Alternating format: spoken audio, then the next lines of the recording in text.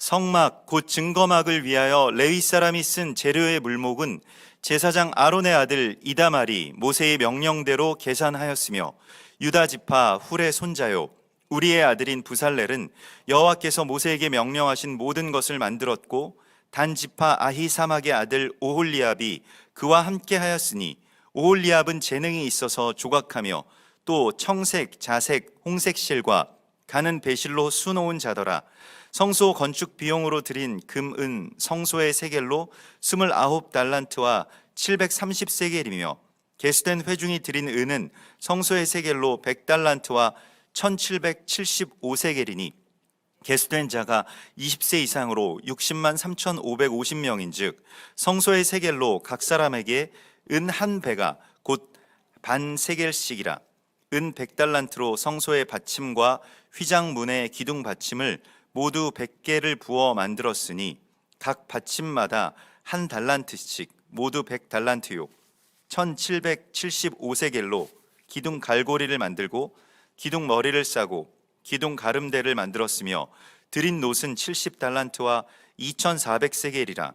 이것으로 회막문 기둥 받침과 놋 제단과 놋 그물과 제단의 모든 기구를 만들었으며 뜰 주위의 기둥 받침과 그 휘장문의 기둥 받침이며 성막의 모든 말뚝과 뜰 주위의 모든 말뚝을 만들었더라.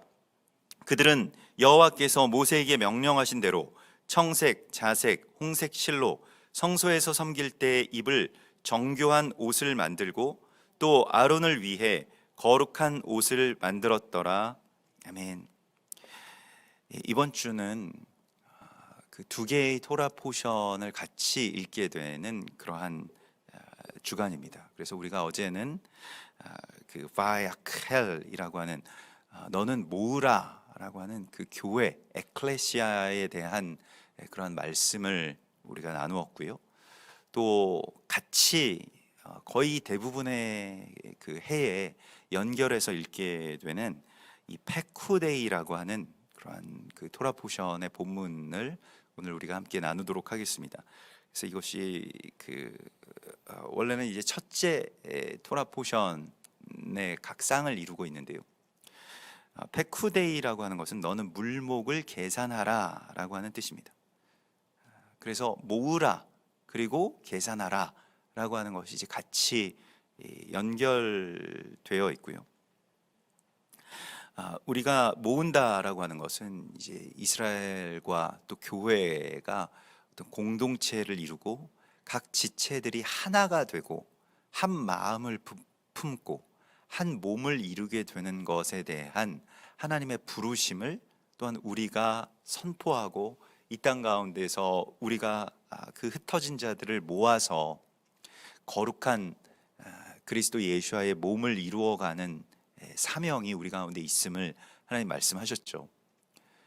그렇다라고 한다면 같이 연결된 이 페쿠데이는 그러한 모은 것들의 하나하나를 이제 계산하라 이렇게 말씀을 하시고 있습니다. 이 계산이라고 하는 것은 그 파카드에서 나온 말이고요. 이 파카드라고 하는 이 페쿠데이는 파카드의 어떤 뭐 명령적인 표현이죠. 그런데 이 파카드라고 하는 것은 돌보다, 찾아가서 권고하다 라고 하는 뜻이 있고, 그리고 이제 수를 세다, 계산하다 이런 뜻이 있습니다. 그래서 바야크헬에서는 모으라라고 하시는 것은 전체를 하나로 모으고 한 마음을 품게 하고 하나가 되기 위해서 헌신하고 희생하고 연합하고 낮아지고 이러한 것을 우리가 계속 쭉 배워왔습니다. 좋은 것이죠. 우리도 이 전체 공동체를 위해서 내 한 몸을 희생하고 불살라야 된다 라고 하는 것을 뭐 국가 공동체 안에서도 또 교회 공동체 안에서도 그것을 굉장히 좋은 어떤 덕목으로 미덕으로 이렇게 삼아 왔고 또 그것을 그렇게 가르쳤죠. 그런 영웅들을 우리 가운데 제시하면서요. 그러나 우리가 전체를 계속해서 강조하다 보면, 하나됨과 전체를 강조하다 보면 개인에 대한 소외가 일어나는 것이 있습니다. 분명히 그런 요소가 있을 겁니다. 소수 의견이 묵살되기 일쑤고요. 대를 위한 소의 어떤 필연적인 희생을 이제 강요받게 되죠. 그래서 이 어떤 개인이라고 하는 존재가 이 전체에 대해서 별로 이렇게 크게 그 존중받지 못했던 시대를 우리가 거쳐왔습니다. 그래서 이 페쿠데이는 언제나 그 바야크헬과 한 쌍을 이루게 되는 것을 우리가 주목해야 됩니다. 이것은 세밀한 돌봄과 또 찾아감과 살핌으로 각 개인을 주목하여 보라고 말씀을 하십니다. 그리고 한 개체들마다 갖고 있는 어떤 개성을 존중하고 또한 그것을 기록함으로써 기억하고 살피고 세심하게 그 하나하나의 그러한 그 가치를 우리가 다 알고 또 그것을 존중해야 됨을 하나님 말씀하십니다. 전체의 공동체를 강조하게 되면, 너무 거기에 치우치게 되면 개인의 어떤 기분이나 상태와 요구는 아주 불필요하고 거추장한 것이 될 수밖에 없습니다만은, 그러나 다시 한번 생각해 보면 한 개인과 그 개체가 없다면 어떻게 전체가 있을 수가 있을까요? 전부를 어떻게 온전하게 이룰 수가 있겠습니까? 전체와 전부라고 하는 것은 한 사람 한 사람이 그 온전하게 하나님 앞으로 나아가고 또 하나님 앞에서 그 온전함을 입었을 때에 전체가 그렇게 될 수 있는 것입니다. 그래서 이 전부와 또한 개인이라고 하는 것은, 전체와 개체는 서로 이렇게 그 충돌하는 개념이 아니고 같이 이렇게 연결되어 있음을 하나님이 우리에게 꼭 깨달으라고 말씀을 하십니다. 개인이 없이 전부가 있을 수 없다라고 하는 것이죠.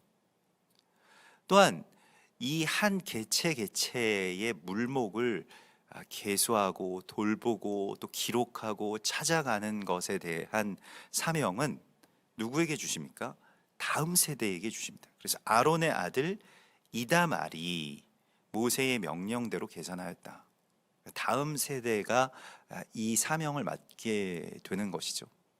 그래서 이전 세대는 통합하고 하나를 이루고 한 몸을 이루는데 많이 그렇게 헌신하고, 뭐 회사에서든 아니면 뭐 학교에서든 나라 전체를 위해서 많은 어떤 땀과 피를 흘린 어떤 그러한 그 희생을 통해서 하나를 이루어냈다면, 다음 세대는 그러한 과정 가운데서 지워져 버린 한 사람 한 사람의 얼굴들을 다시 되찾고 또 그 사람들을 찾아가고 또 그 이름과 또 그 상태를 기억하고 돌보아주는 사명이 있음을 하나님 우리에게 말씀하시고 있습니다.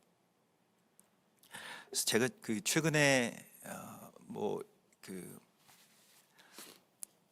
예배 팀들이 이렇게 좀 변화되는 그런 모습들을 보게 되는데요. 예전에 뭐 한창 그런 그 예배 운동들이 일어나고 또 예배 팀들, 예배 사역 팀들이 이렇게 생기게 될 때를 보았을 때는 정말로 한 사람 한 사람이 그 드러나는 것을 굉장히 극도로 이제 그 절제하고, 또 팀에서도 그렇게 훈련할 때 자기가 드러나서는 안 된다. 그 이 전체를 위해서 자기가 조금씩 그렇게 헌신하고 희생하고 또 묻혀야 된다라고 하는 것을 굉장히 많이 강조했습니다.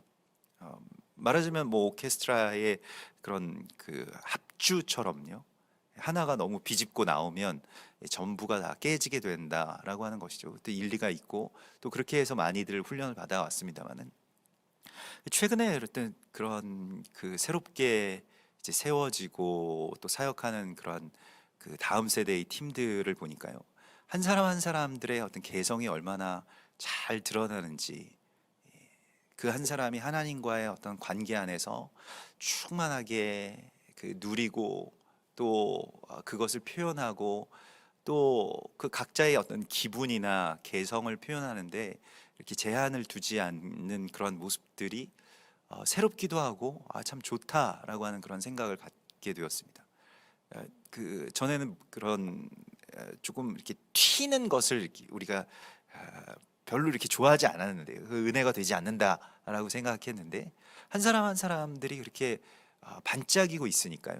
그게 얼마나 전체를 이렇게 빛나게 하는지 또 그것에 대해서 다시 한번 생각을 하게 되었습니다. 그래서 이 다음 세대들이 그런 전부를 강조하던 어떤 그러한 그 흐름에서 또 한 사람 한 사람을 찾고 만나 주시는 그 하나님의 마음들을 받고 이렇게 하는구나라고 하는 생각을 하니까 참 좋아 보이더라고요. 뭐 예전 같았으면 왜 그렇게 그 한 사람이 이렇게 튀게 하고 자기 성격과 기분과 상태를 그렇게 드러내냐라고 이렇게 그 꾸지람을 들었을 만한 어떤 그러한 분위기입니다만은 그러나 또한 그 한 사람의 이야기, 한 사람과 만나 주시는 하나님의 그 성품이 그 성경 곳곳에 이렇게 나타나 있죠.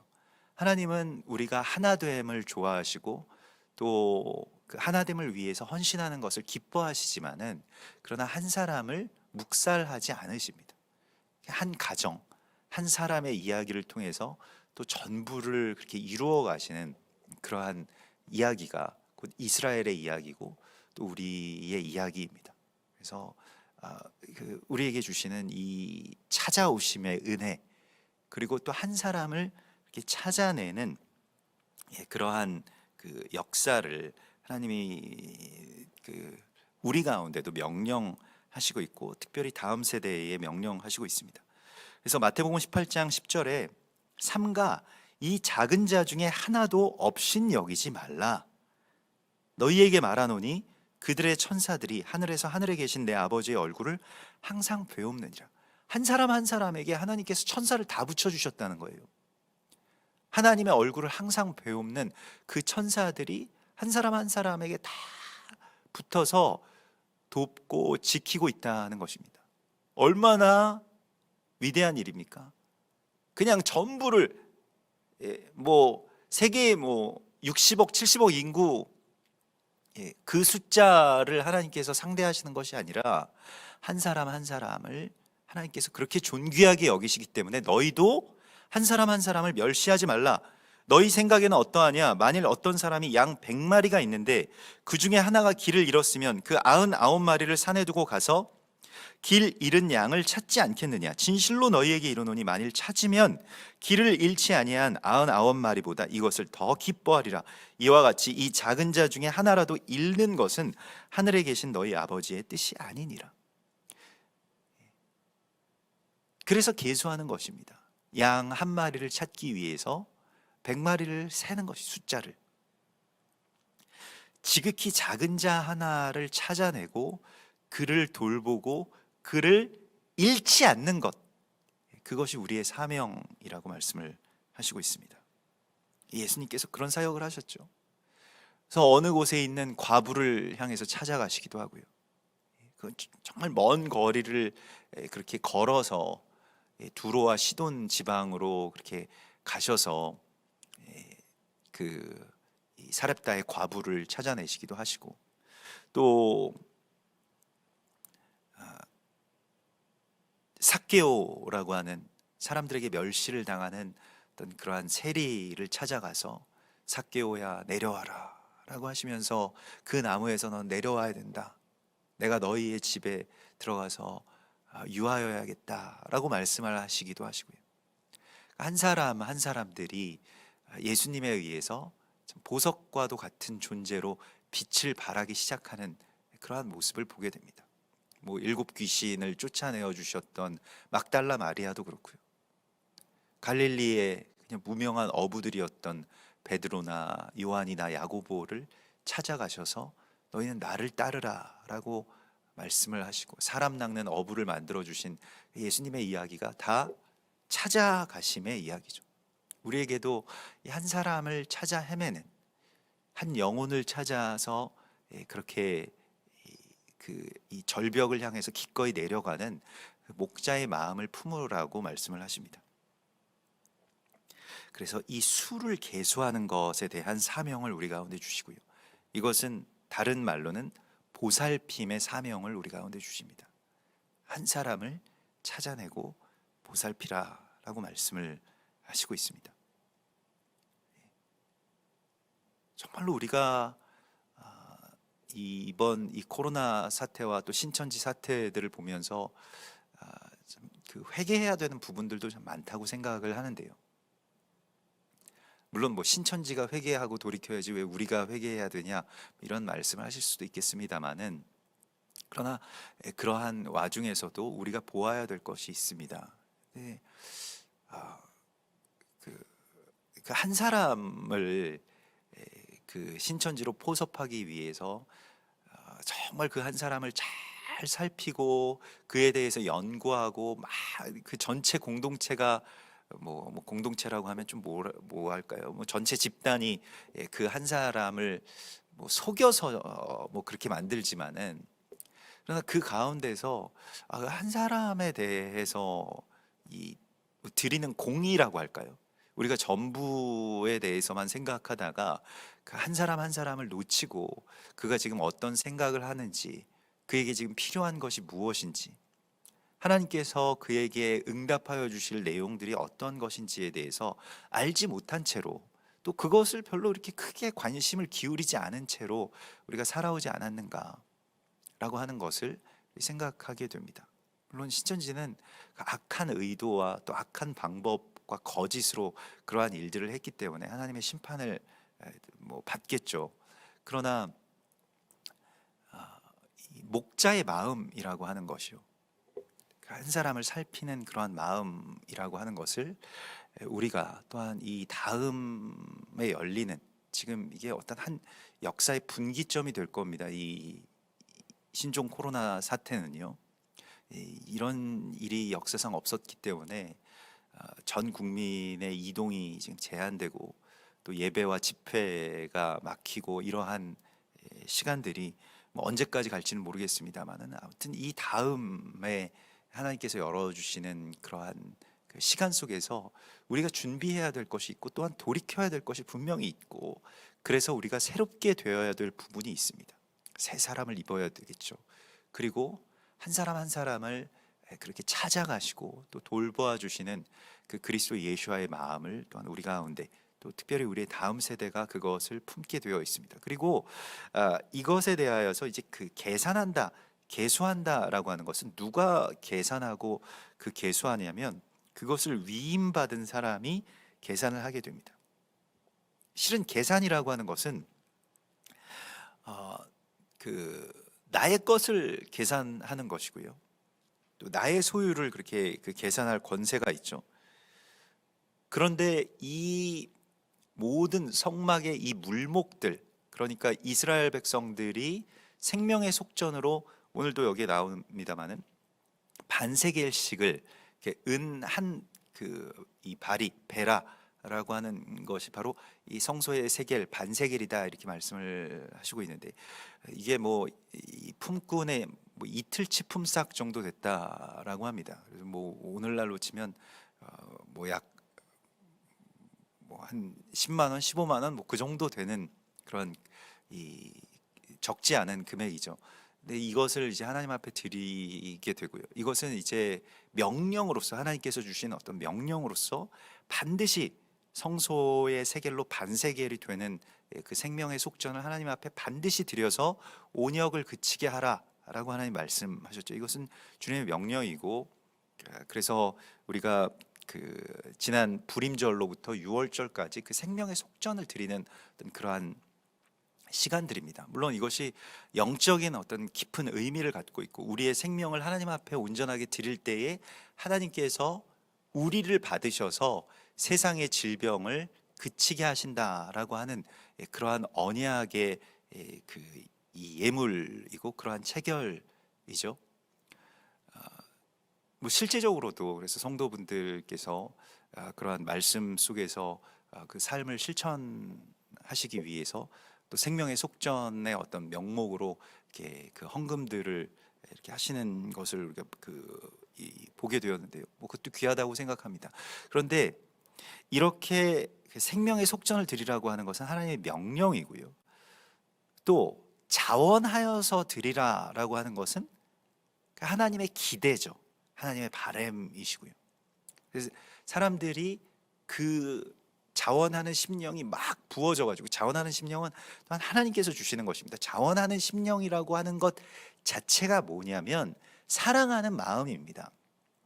하나님 너무 사랑해서 나의 것의 모든 가치를 다 드리고도 더 드리고 싶은 마음, 그게 자원하는 마음입니다. 막 사랑하는 사람한테도 막 뭐 아까워 가지고 난 너를 정말 사랑하긴 하는데 너한테 아무것도 100원 한 장도 주는 건 아까워, 이렇게 된다라고 한다면 그것은 사랑이라고 할 수는 없겠죠. 사랑은 계속해서 내 가치를 그에게 주고 싶은 마음입니다.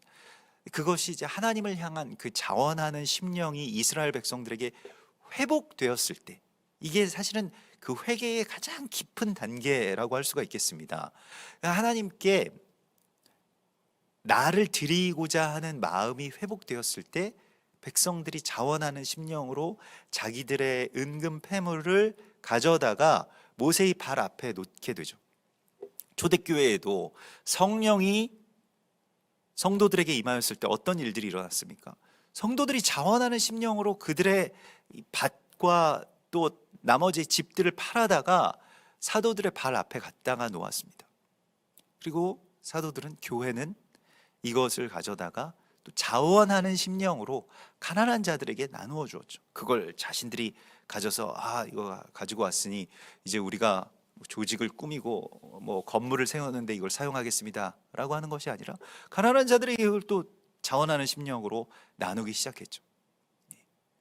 그래서 그리스도 예수와의 몸을 이루는 데 있어서는 우리의 어떤 사명에 대한 헌신도 필요하고요, 우리 생명을 온전하게 드리는 이 생명의 속전과 같은 드림이 우리 가운데 필요하고요, 또한 우리의 마음 가운데서 정말로 전심으로 그 마음 깊은 곳에서부터 우러나는 이 자원하는 심령이 반드시 필요합니다. 이것을 하나님께서 또한 우리 가운데 주셔야 되겠죠.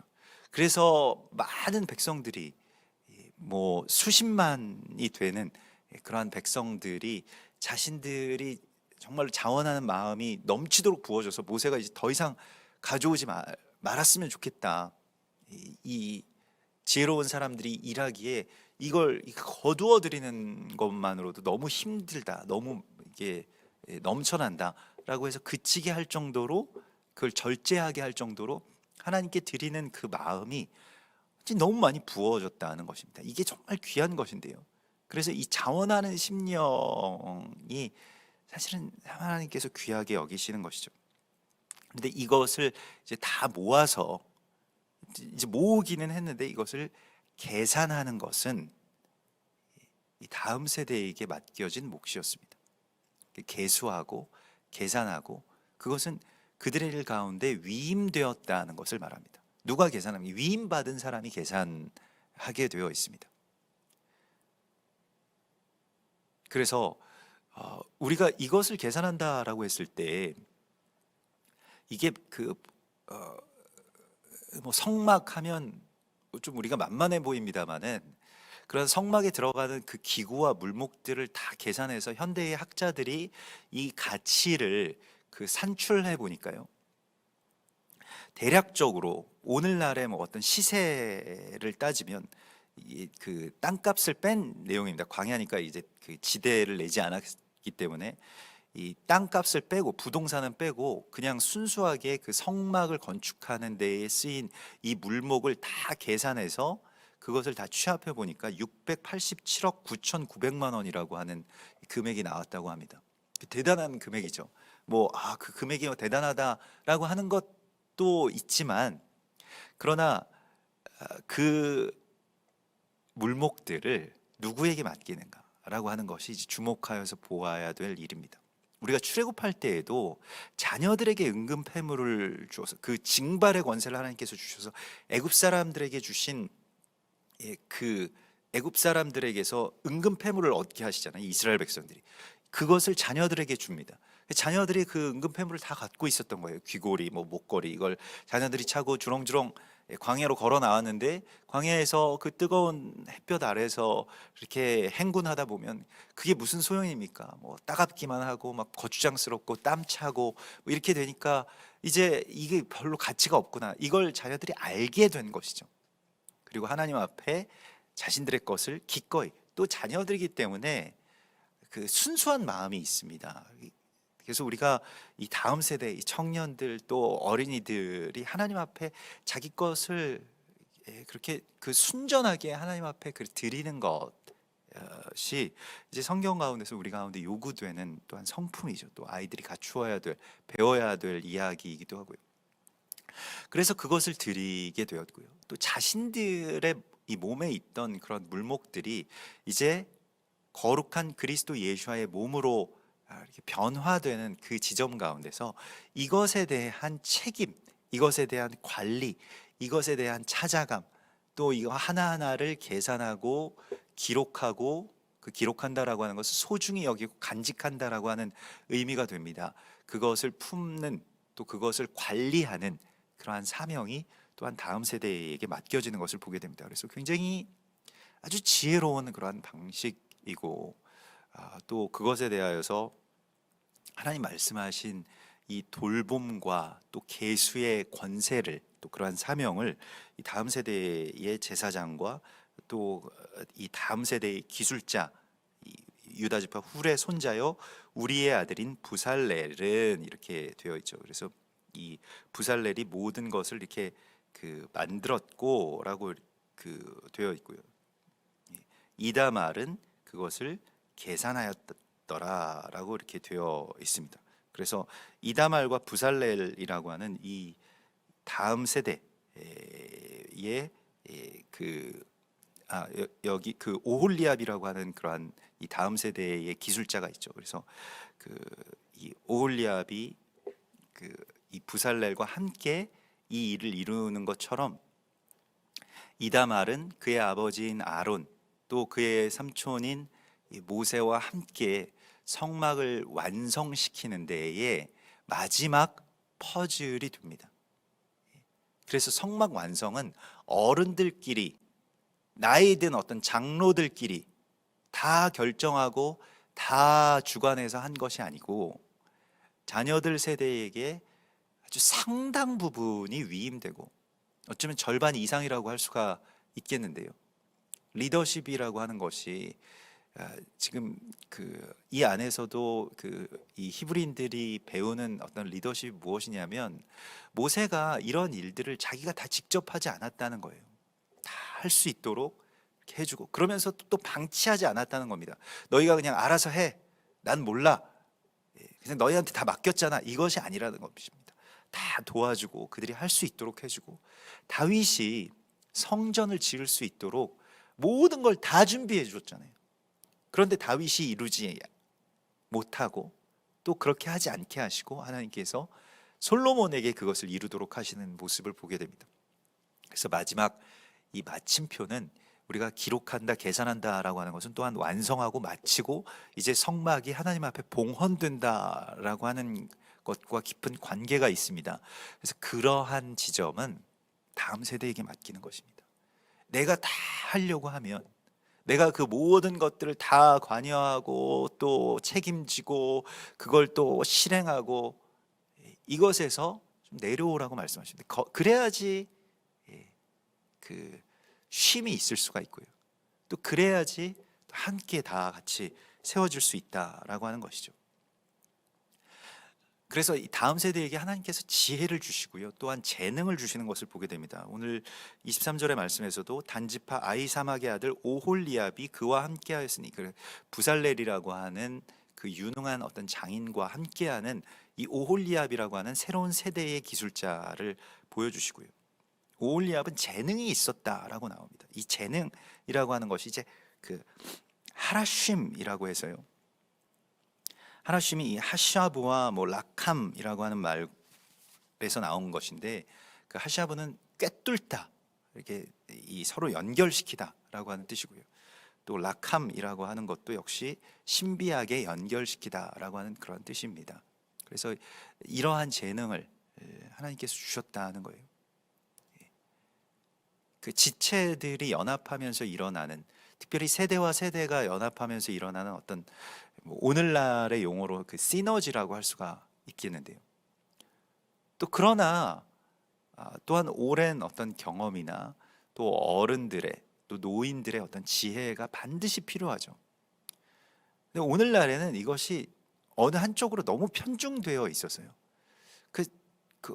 이 어떤 쪽에서도 참 이 세대와 세대가 아름답게 연합해서 어떤 것 하나를 이루어 나가는 모습을 좀처럼 찾아보기가 어렵습니다. 그러니까 정말 좀처럼 찾아보기가 어려워요. 그냥 이 오래된 세대는 오래된 세대들끼리, 이 다음 세대는 또 다음 세대들끼리 그렇게 해야 편하고 또 서로는 함께할 수 없다라고 하는 이 어떤 세대 간의 분단은 이 철책으로 가로막고 있는 이 남북한의 그러한 그 분단 못지않게 굉장히 심각한 이야기라고 할 수가 있겠습니다. 이걸 우리가 돌이키는 데에 힘을 쏟지 않으면 두렵건대 내가 와서 너희를 칠까 하노라. 그러니까 하나님의 어떤 심판, 하나님께서 심판하지 않으셔도 사실 세대가 단절되면 그 자체로 심판이죠. 그래서 이 다음 세대에 대해서 주목하고 또 그것에 대해서 인정하고 또 그들에 대해서 보살피고 그들에게 많은 것들을 위임하는 것이 우리의 삶 속에서 또한 우리의 사역과 공동체 안에서 반드시 필요하다고 하나님께서 말씀을 하십니다. 그래서 성소의 건축 비용들에 대해서 어찌 보면 이것은 어른들이 해야 될 것 같은 그런 일이죠. 그런 어떤 그 돈에 관련된 일들이기 때문에요. 그러나 그것을 이제 이다말에게 그렇게 맡기고 또 이다말이 그것을 충실하게 이렇게 계수하는 그러한 모습을 보게 됩니다. 그래서 오늘 이 성막의 모든 그런 기구들을 그렇게 맡아서 또 하나님께서 말씀하신 대로 지어 올린 이 모든 것의 어떤 가치나 수효나 또 상황이나 상태를 온전하게 살피고 계수하고 또 그것을 위임받은 그 다음 세대의 이야기가 또 한 사람 한 사람을 찾아오셔서 돌보시고 살피시고 찾아내시고 그리고 기록하시는 그러한 그 주님의 성품이 우리와 또한 우리의 자녀들에게 온전하게 부어지기를 소망합니다. 우리 같이 기도하겠습니다. 하늘에 계신 우리 아버지시여, 이름이 거룩히 여김을 받으시오며 나라의 임하옵시며 뜻이 하늘에서 이룬 것 같이 땅에서도 이루어지이다. 오늘날 우리에게 일용할 양식을 주옵시고 우리가 우리에게 죄 지은 자를 사하여 준 것 같이 우리 죄를 사하여 주옵시고 우리를 시험에 들게 하지 마옵시며 다만 악에서 구하옵소서. 대개 나라와 권세와 영광이 아버지께 영원히 있사옵나이다. 아멘.